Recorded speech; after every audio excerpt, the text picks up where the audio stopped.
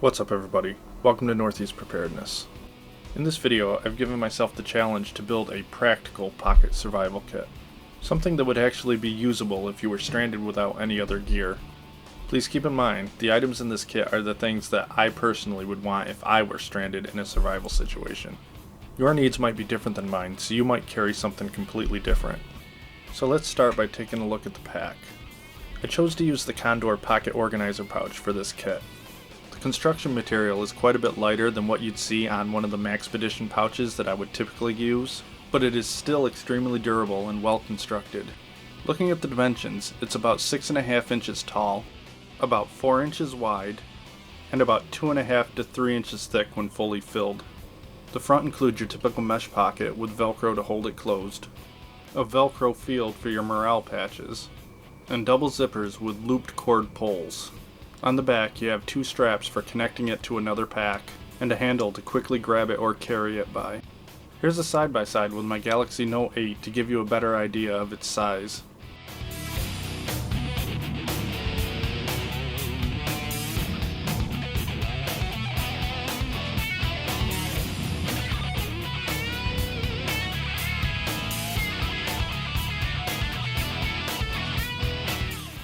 Now let's dig into the pack and see what I chose to carry. My main focus for this kit were fire, shelter, water procurement, minor first aid, and a cutting tool.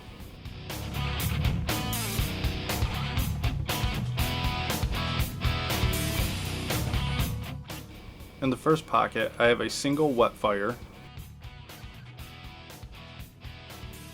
a couple of standard birthday candles, a cheap multi-tool, a couple of cotton balls, and a AAA battery wrapped in tape to keep it from discharging. On the left-hand side of the pouch, I keep a Rayovac pen light. The battery is a backup for this, a retractable razor for any fine cutting I might need to do, a standard full-size Bic lighter, a bottle of super glue, and some Burt's Bees chapstick. On the right hand side I have a standard Sharpie, a pen, a small Gerber folding knife, and a couple of small Slim Jims.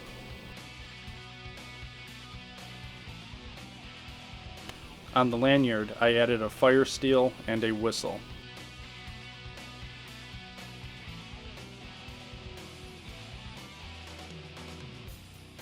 In the left-hand pocket, I keep a few 3-inch by 5-inch index cards.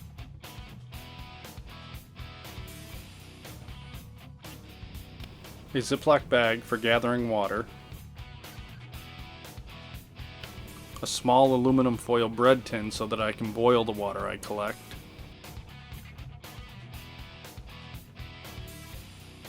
10 to 12 feet of heavy-duty duct tape wrapped around a card,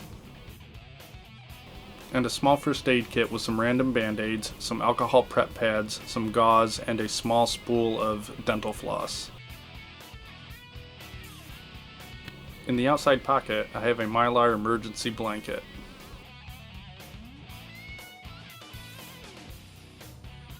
And on the back, attached to the handle, I have a standard paracord bracelet, and 4 safety pins which I've wrapped in tape to keep them from opening. I also have a small knife sharpener attached to the inside that I forgot to mention earlier. So you can see, I've included several ways of making fire. I can use the chapstick with the cotton balls to make a great flame extender. I included enough first aid to address basic wounds. The super glue can be used for sealing deep cuts to help stop bleeding.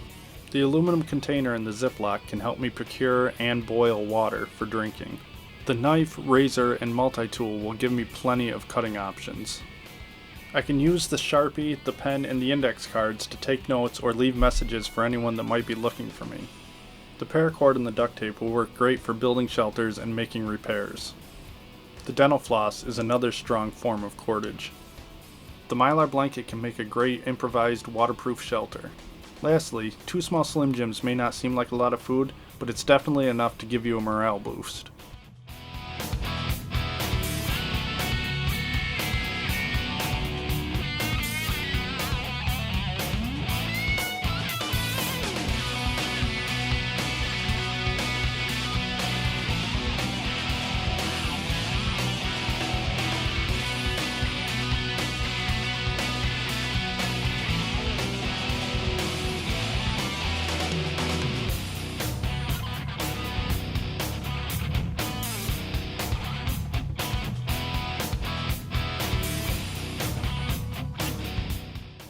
I believe if I had nothing else, I could survive with the contents of this kit for 24 to 48 hours.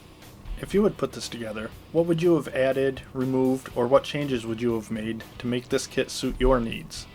Let me know in the comments below. Leave a like on this video if you enjoyed it, and leave a dislike if you didn't. Consider subscribing to the channel if you haven't already, and I'll see you in the next one.